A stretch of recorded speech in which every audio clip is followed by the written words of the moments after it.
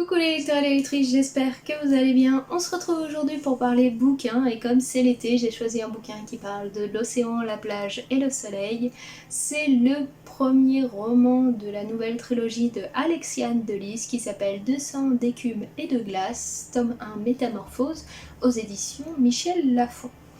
Alexiane de Lys, si vous ne connaissez pas, c'est une autrice qui a déjà écrit 2 trilogies plus un roman de SF. Donc les 2 trilogies, c'est Les Ailes d'Émeraude ainsi que Le Secret de Lomé, et le SF, c'est La Sphère. Elle nous conte souvent une épopée amoureuse fantastique dans laquelle on rencontre un personnage féminin à qui il arrive des événements hors du commun et qui se révèle être la solution à tous les problèmes de ce monde en question dans lequel elle est plongée.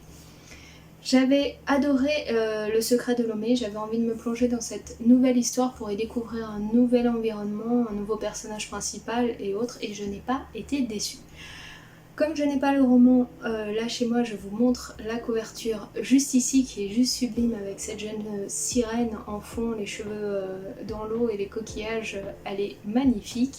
Je voulais le résumer en fond et puis on se retrouve juste après pour en discuter. La perspective de passer ce qui pourrait être son dernier été loin de chez elle n'enchante pas vraiment Perséphone. La jeune fille, atteinte d'une mystérieuse maladie qui l'affaiblit de jour en jour, se retrouve coincée dans le Finistère, chez une tante excentrique dont elle ignore tout. Elle, qui n'a jamais fait face à l'océan, se sent irrésistiblement attirée par cette immense étendue d'eau. Mais l'océan regorge d'êtres mystiques, tous plus dangereux les uns que les autres. Et pire encore, il semble renfermer les secrets qui pourraient bien remettre en question toute la vie de Penny.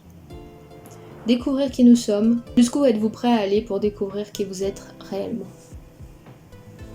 Donc voilà pour le résumé de l'histoire, vous l'aurez compris, l'environnement principal que l'on va croiser, ça va être donc le Finistère sur Terre et l'océan, puisque la jeune fille se retrouve irrésistiblement attirée par cet océan-là. Avant d'en arriver là, je vais vous raconter un petit peu le début de l'histoire pour qu'on comprenne un petit peu mieux le personnage de Perséphone et ce qui va la conduire à arriver à tous ces événements qui vont l'amener sur une quête qui la dépasse de très loin. Perséphone est une jeune fille de 18 ans qui vient d'obtenir son bac, qui a un faciès très compliqué, sa peau est un peu grisâtre, grasse et boutonneuse, ses cheveux sont toujours gras et filandreux, c'est pas très joli à voir, elle a des très très grosses lunettes parce qu'elle n'y voit rien du tout sur Terre, et elle porte des vêtements amples mais elle semble avoir des formes légèrement, et elle est la risée de son collège depuis qu'elle est toute petite. Toutes ses années scolaires ont été un martyr à cause de ça.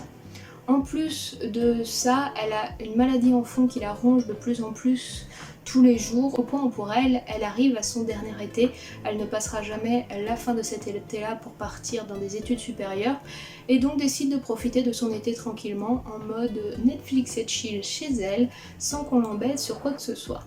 Sauf que son père en a décidé complètement autrement, il décide de lui faire des vacances surprises et de l'envoyer dans le Finistère chez sa sœur pour qu'elle puisse prendre l'air, découvrir d'autres choses et profiter de la vie avant qu'il soit trop tard.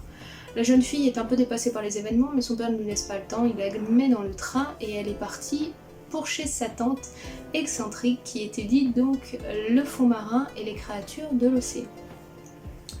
Sa tante, qui va finir par la récupérer, va lui proposer un deal en échange qu'elle reste tranquillement à la maison. Elle l'aide dans ses études à travers l'océan et donc le lendemain elle l'emmène en bateau au large pour pouvoir récolter des échantillons. La jeune fille passe toute la journée ses mains dans l'eau et le soir quand elle rentre, elle découvre ses mains dans un état horrible, on dirait des mains de momie, elles sont à moitié défraîchies, toutes sèches, un teint blafard horrible. Sa tante décide d'étudier un petit peu ce qui a pu arriver suite à son contact avec l'océan et alors qu'elle fait des recherches, elle lui dit peut-être que l'océan en fin de compte ça serait quelque chose de bon pour toi et tu devrais pas en avoir peur mais en profiter. La jeune fille va se coucher et puis en plein milieu de la nuit elle a un doute et décide donc de se rendre sur la plage en bas de la maison de sa tante et de rentrer dans l'océan. Et c'est à ce moment-là que se produit l'inattendu, puisqu'elle se métamorphose complètement de la jeune fille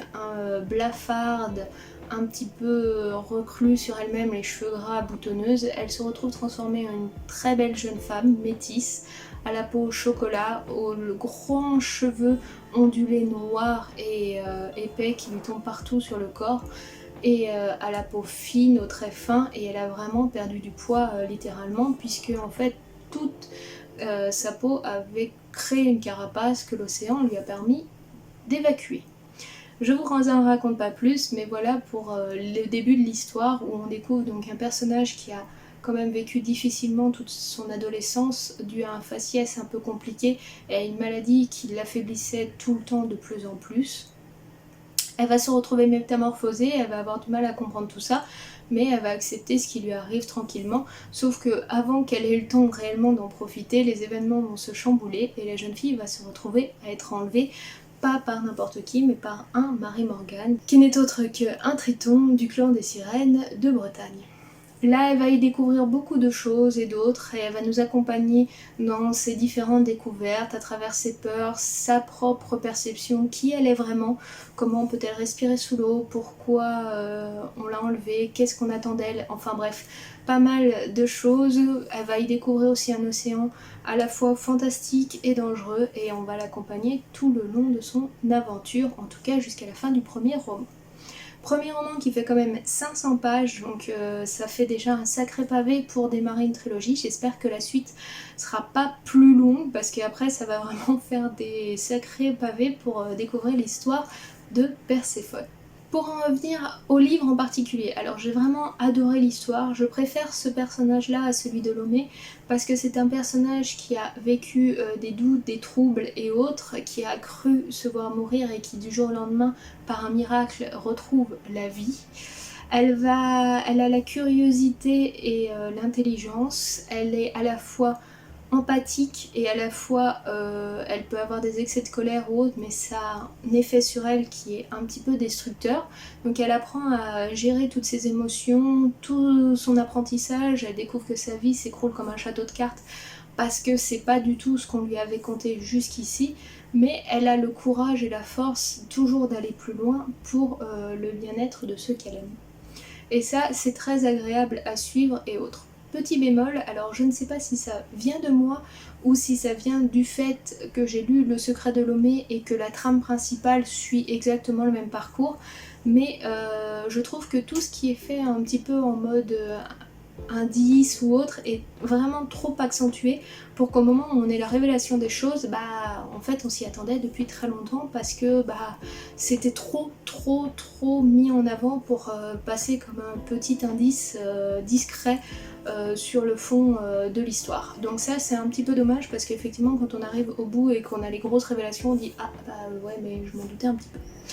Bref, ça c'est un petit détail parce qu'à côté de ça, on est réellement transporté dans l'environnement qu'elle crée. Les sirènes et l'océan est conçu et géré par plusieurs clans de sirènes. On a donc les Mary Morgan qui sont tout autour de la Bretagne. Un petit peu plus dans la mer du Nord, on a un autre clan qui a un nom assez compliqué à prononcer, mais voilà, c'est un clan de sirènes aussi. Et dans d'eau douce, vous avez en Amazonie un autre clan de sirènes encore. Donc c'est assez intéressant de voir qu'il y a plusieurs clans qui se gèrent entre eux, qui se font la guerre, qui se disputent des territoires. La transformation pour officiellement devenir une sirène et avoir un rang plus ou moins élevé pour avoir une queue de sirène spécifique est assez intéressant. Vraiment tout son environnement et toute sa société qu'elle a construit autour des Mary Morgan est très intéressant, très développé et très attachant. On a envie d'en découvrir un petit peu plus sur cette civilisation, le pourquoi, le comment, depuis quand elle existe, qu'est-ce qui les a emmenés là, pourquoi elle recherche certaines choses, quelles raisons, qu'est-ce qui se passe au centre de cette nation-là. Bref, l'environnement est très bien développé et surtout c'est un environnement matriarcal où la place de l'homme est loin au pied de l'échelle. Il est vraiment considéré comme un serviteur ou un esclave, il n'a droit à rien du tout, il est vraiment digne d'être la femme qu'on avait au début du siècle dernier. voire dernier. Donc vraiment pour vous dire, c'est marrant d'avoir ce contraste de nous, notre société si patriarcale où la femme n'avait le droit de rien et c'est l'homme qui gérait tout, et cette société-là de sirènes qui est si matriarcale où les sirènes gouvernent tout, ont les pouvoirs et les postes les plus importants, et les tritons, eux, ne sont à rien du tout, juste bons à procréer et encore et à servir, c'est bien déjà pour eux. Et c'est vrai que ça soulève pas mal de questions sur tout ça, et il y a aussi un côté très écologique à travers cette histoire-là, puisque effectivement les Mary Morgan détestent les humains, leur façon de pêcher, de polluer et autres, que l'être humain est destructeur et qu'il faudrait qu'il apprenne à partager le monde, qu'il oublie qu'il n'est pas tout seul sur Terre, même s'il n'a jamais croisé de sirène ou de créatures préhistoriques soi-disant disparues, qu'elles n'existent réellement pas et autres. Et je trouve ça assez intéressant de cette remise en question qui développe peu à peu chez le lecteur et chez la partenaire qu'il a donc qu'il a enlevé Perséphone, parce que c'est une remise en question que je pense qu'effectivement on devrait avoir tous. Est-ce qu'on fait le mieux écologiquement? Est-ce qu'on développe des bonnes choses? Et je trouve ça intéressant qu'on le développe comme ça en fond dans un livre, pour mettre en avant que voilà, il faut aussi prendre soin de sa terre, c'est important, et qu'on n'est pas tout seul. Il peut y avoir différentes créatures dans l'océan, sous terre ou autres, qui elles aussi ont besoin de la terre, qu'elle reste telle qu'elle est, et qu'on devrait arrêter de se prendre pour des êtres surpuissants qui ont raison de tout et de tout détruire pour juste leur bien-être. Bref, j'ai passé un très bon moment, j'ai très hâte de découvrir la suite des événements parce que ce tome 1 est juste là pour nous amener dans l'histoire, pour nous faire découvrir un petit peu les jeux politiques, quel enjeu elle doit avoir, et les différents clans et autres qui subsistent au fond de l'océan. Et je pense que là on atterrit sur une partie de l'histoire un petit peu plus intéressante, avec des choix pour notre jeune demoiselle qui vont être extrêmement compliqués, donc hâte de découvrir la suite de ce roman-là. Si vous aimez l'environnement des sirènes, si vous aimez l'océan et tout ce qu'il apporte, je vous conseille clairement une belle histoire qui n'est autre que 200 d'écume et de glace de Alexiane de Lys. Nous, on se laisse ici. Si la vidéo vous a plu, n'hésitez pas à mettre un petit pouce bleu, à vous abonner si ce n'est pas déjà fait, et nous on se retrouve très bientôt pour d'autres vidéos. Je vous fais tout plein de bisous, et je vous dis à très bientôt. Ciao, bye bye!